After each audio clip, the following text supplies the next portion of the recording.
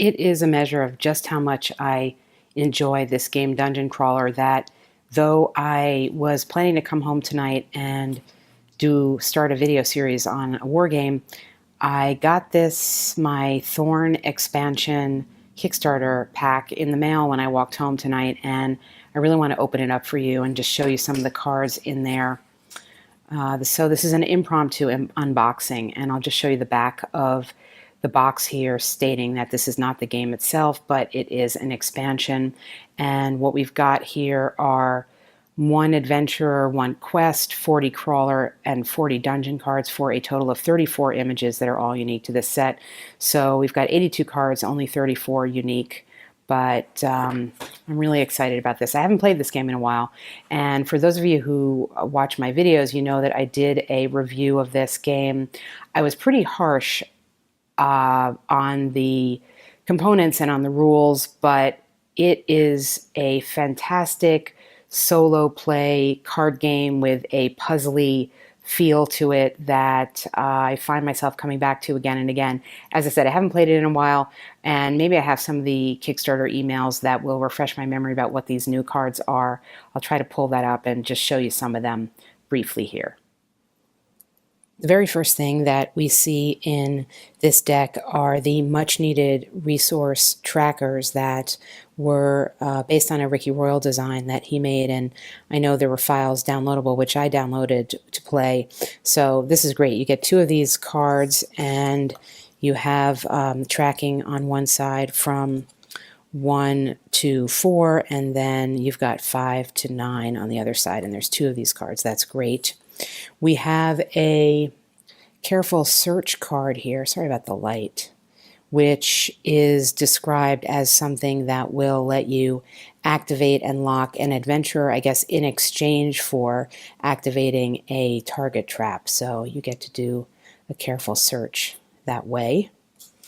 We've got a Hydra card. This art is, I just thumbed through the pack a little bit. The art seems to be more consistent, happily more consistent than it was on some of the other packs. This is a permanent that you can assign to one of your adventurers, and your adventurer would gain +1 to power and stamina when they activate to attack or defend. So that's great. That's a great card. All right, we'll just go through a few more. Here's a trap. This is an area 4 trapped web nest. Really beautiful looking art here. Again, more consistent as far as I can tell than the other. Poisonous needle, which is another trap. Poison +1, does harm damage. And let's see. Needle Slinger. This is a plant character. Range +2, area 2, poison +1. If there are no terrain cards in play, when clearing cards, send this card to the grave. Okay, that's pretty good. Let's see what else we have. Really liking this art here. Undead character. Does with melee harm, leap, and stealth. Something a little brighter. Maybe not a little brighter. Backstab. That's great. Target adventurer or character with stealth deals +1 wound in combat to non-unique target. Pretty good.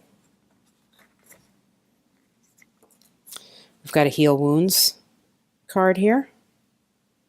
Good magic. +2 stamina. Remove 1 wound. Burn a card. Some armor coming in. Padded armor. Equipment. I don't know if I've shown you some terrain. Let's see if I can find a terrain card here.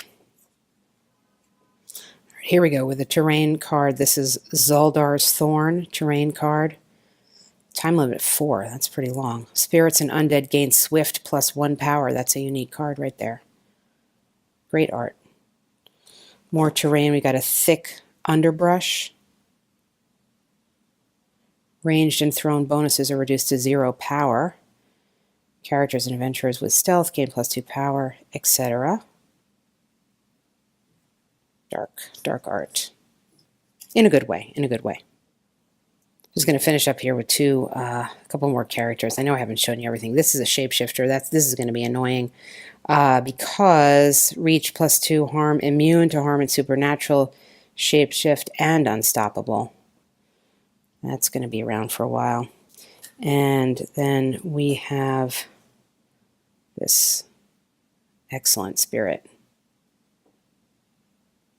Excellent. So there you go. The briefest of briefs, unboxing and showing you some of the cards. I didn't get to the enclosed adventure or quest, but it's just a taste of the cards available. For my full thoughts on the game, you can check out my video on it if you haven't already seen it.